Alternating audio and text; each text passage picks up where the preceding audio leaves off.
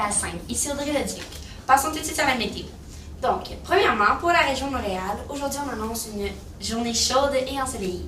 Les températures varieront entre 20 à 24 degrés et il fait présentement 18. De plus, l'humidité ressentie sera assez forte et le temps assez sec. Nous sommes présentement dans une région de basse pression et dans une zone de dépression. Bonjour et bienvenue au canal Découverte, à l'émission Sylvie les sciences. Dans quelques instants, je vais étudier le sujet que nous allons aborder aujourd'hui. Tout d'abord, je demande aux participants 9, 10 et 21 à monter sur scène.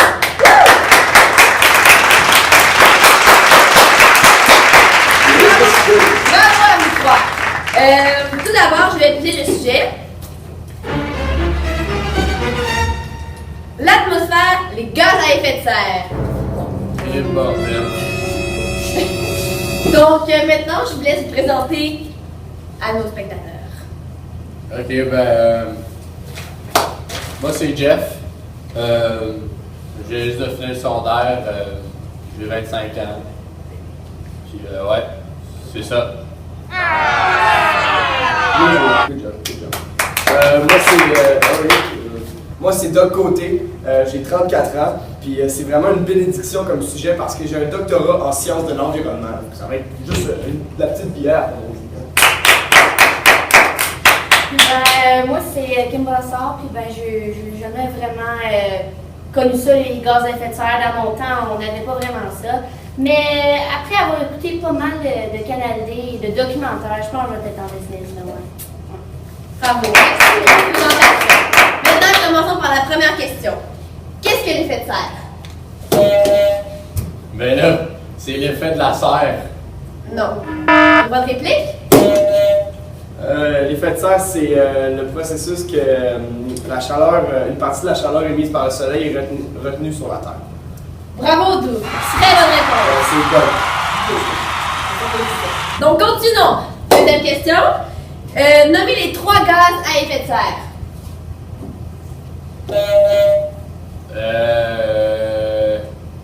Le métal. Non, c'est 3 gaz. Allez, on a droit de réplique dans la salle. Oui, dans le fond, c'est pas le métal, ça se prononce le méthane. Puis ça, c'est le premier. Et aussi, il y a le dioxyde de carbone et l'oxyde nitreux. Donc voilà. Très bonne réponse. Et pour notre troisième question, quelles sont leurs sources? Oui, Kim. C'est le processus de la respiration végétale ou animale. Aussi, il y a l'activité humaine, soit la déforestation, l'utilisation excessive d'engrais, de pesticides, c'est pas mal ça, là, je pense. Bravo! Oui, vous avez tous vos points, on est fiers de vous. Et pour notre quatrième et dernière question, elle vaut 100 points, attention tout le monde. Alors la question, quelles sont les conséquences de l'augmentation de la concentration de l'effet de serre? On peut appuyer sur le bouton si vous avez la bonne réponse. Je vais juste laisser un petit peu de suspense pour voir si les autres vont. Ah, je connais rien. Et oui, Doug. C'est Doug, mais c'est pas grave. L'augmentation de la concentration de l'effet de serre, en fait, ça fait en sorte que la température moyenne externe de la Terre augmente de quelques degrés. Ça, vous allez dire, c'est plutôt banal, mais en réalité, ça a des effets catastrophiques sur plusieurs choses, notamment la fonte des glaciers au pôle. Donc ça fait en sorte que les banquises sur lesquelles, par exemple, les ours polaires vivent sont plus là, donc c'est très dangereux pour les espèces. Également, il y a l'augmentation du niveau de la mer qui fait en sorte que ça va peut-être inonder des villes au complet éventuellement ou des trucs comme ça. Également, il y a plusieurs peuples, comme par exemple les Inuits, des Autochtones, qui vivent proches des pôles, que le pergélisol devient du mollisol, donc ça a plusieurs conséquences sur eux, donc c'est vraiment une mauvaise chose. Très bonne réponse, Doug. Sauf que il vous manque un élément essentiel.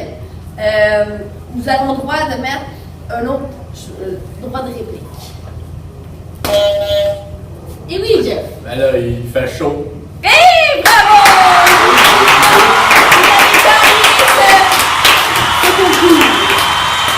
Alors, est-ce que vous gagnez? Non,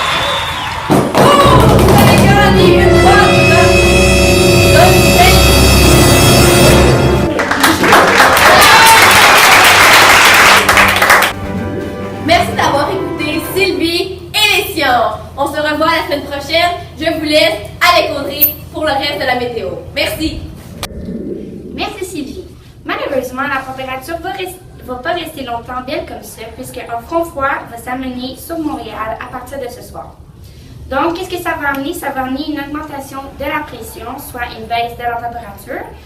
Donc, le temps va être beaucoup plus frisquet. Il y aura des vents à la hausse. Il y aura aussi 50% à 60% de risque d'averse dû aux nuages gris qui vont se former, soit les cumulus. Donc, on va créer une zone d'un anticyclone pour ce soir.